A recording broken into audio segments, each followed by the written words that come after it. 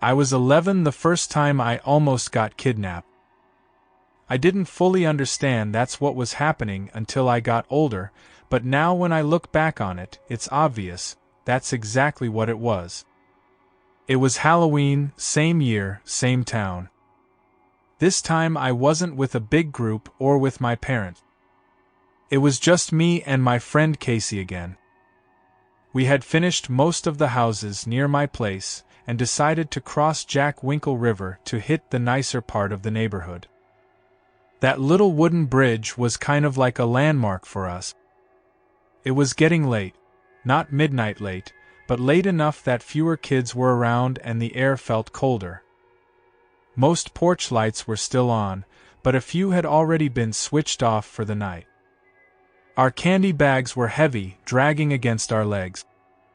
We had just stepped off the bridge on the far side when headlights swept across us from ahead. A black Jeep pulled up and stopped right at the end of the bridge, blocking our way. The sudden brightness from the headlights made me throw a hand up to shield my eyes. There was no other traffic on the road, no other people walking nearby. Just us, the Jeep, and the sound of the river below. The passenger window rolled down with a low, mechanical whine.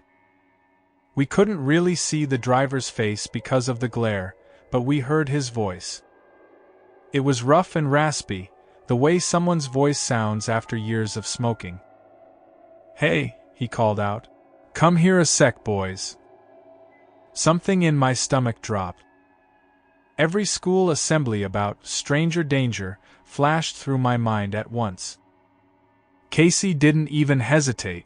"No, we're good," he shouted back, his voice trying to sound brave and failing. We turned around and started walking back across the bridge, away from the Jeep. Fast, but not quite running yet. I remember the boards creaking under our feet in a way that suddenly seemed way too loud. Behind us, the Jeep didn't move for a few seconds. Then I heard the engine rev and tires turning on gravel. The sound didn't go back the way it came. It went forward, parallel to the river, on the road that looped around toward my neighborhood. "Dude," Casey said, looking back over his shoulder, "he's going the same way we are."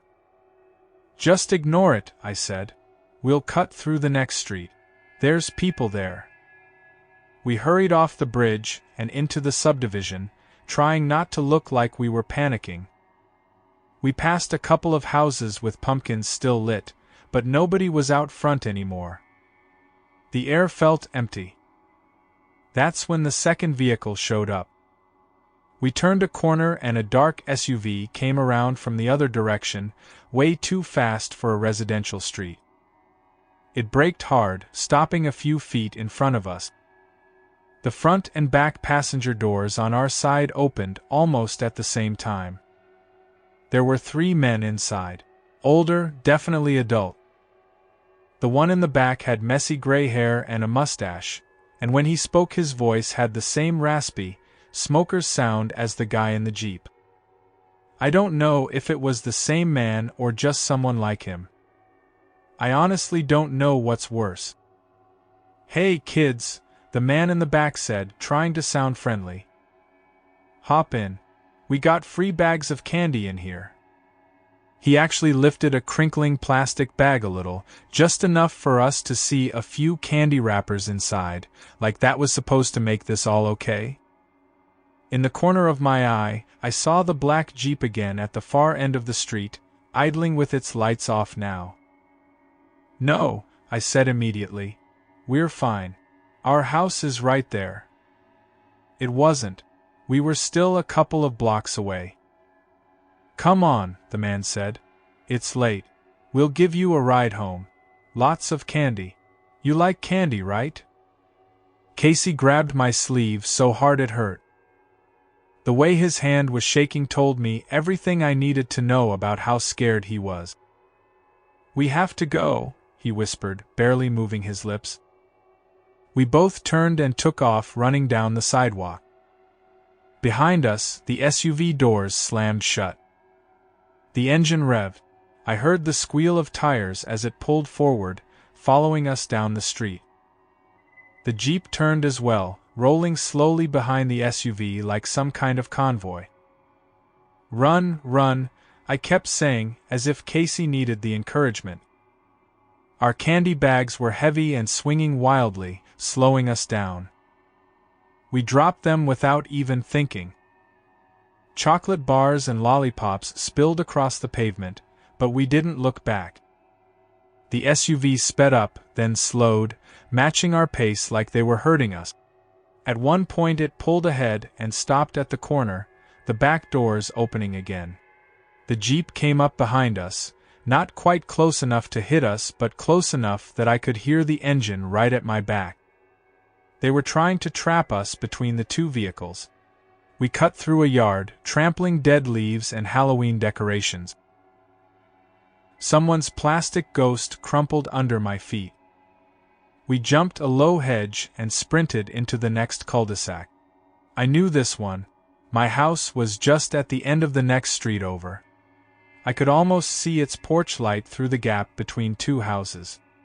The SUV tried to follow but had to go around the block, and the Jeep stalled for a second as if the driver wasn't expecting us to cut through.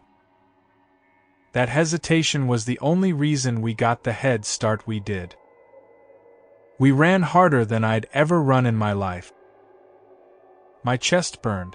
My legs felt like they were going to give out. I remember thinking, if I fall, they're going to grab me before I can get up. We turned the last corner, and there it was, my house. The porch light was on. I could see the front window where the TV was playing inside. It looked so normal and safe that it almost didn't feel real. We scrambled up the steps and slammed into the front door, ringing the doorbell over and over and over. I could barely breathe, but I could hear engines behind us again, getting closer. Just as I turned to look back, I saw the Jeep slow down halfway up the street. The SUV rounded the far corner a second later, its headlights sweeping across our house. My mom opened the door while we were still jamming our fingers into the doorbell. She saw our faces, red, sweating, crying, and pulled us inside immediately. "What happened?" she kept asking, but we were talking over each other, voices shaking, trying to explain about the Jeep, the SUV, the men, the candy, the way they tried to cut us off. She shut and locked the door, then went to the window just in time to see both vehicles turning at the end of the street. She didn't hesitate. She grabbed the phone and called the police. They actually came pretty fast, quicker than I expected. We gave them descriptions. Black Jeep, dark SUV, older men, raspy voices, gray hair, mustache, offering candy and ride. They wrote everything down and drove off to search the neighborhood. I figured that would be the end of it. A scary story that we'd never get closure on. But maybe an hour later, my dad woke us up and told us to come to the front window. There was a police car parked a few houses down. Its lights were flashing red and blue. In front of it were two other vehicles that they'd pulled over, a dark SUV, and a black Jeep. 3 men were in handcuffs on the curb. I don't know what exactly happened to them after that. I don't know how many kids they tried this with before us, or how many they might have actually taken. The cops never told us more than, "You boys did the right thing by running." All I know is that our Halloween that year went from the worst night of my childhood to the night I realized how close we came to never making it home at all. I haven't trick-or-treated since.